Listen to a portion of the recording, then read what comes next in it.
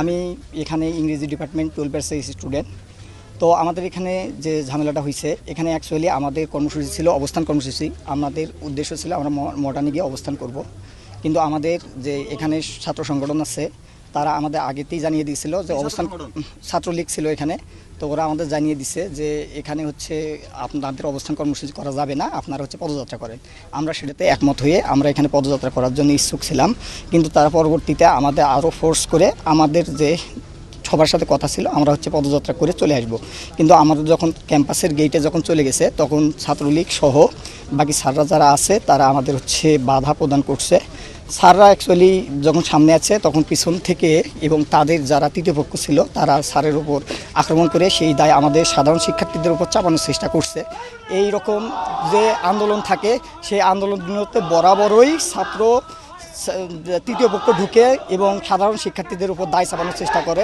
তাই আমি আপনাদেরকে নিশ্চিত করতেছি যে এখানে কিছু করে নাই নাকি?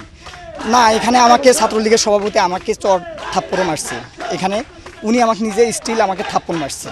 এখানে কথা হচ্ছিল আমাদের এখানে আমরা গত 9 দিন ধরে এখানে আমরা অনুষ্ঠান করতে সমাবেশ করতেছি। এখানে কোনো প্রকার আমাদের সাধারণ শিক্ষার্থী বিশৃঙ্খলা করে নাই, কিন্তু ওনারা আসার কারণেই এই বিশৃঙ্খলা হয়েছে। এই দায়ভার সাধারণ শিক্ষার্থীদের না।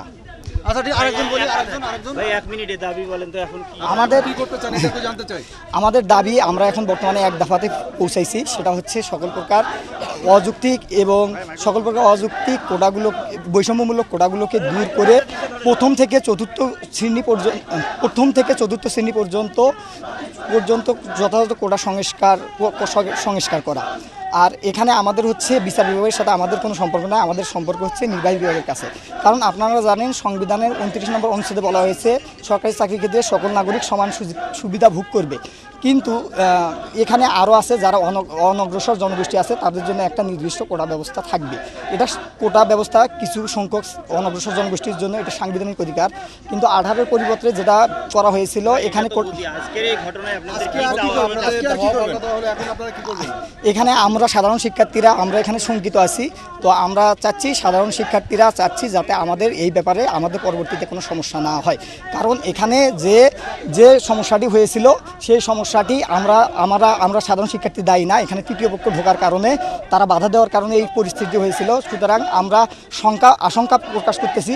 সুতরাং আমাদের আশঙ্কায় সারা বাংলাদেশের শিক্ষার্থীরা একমত প্রকাশ করবে বলে আমি আশা পোষণ করতেছি। কারণ আরেকজন বলি।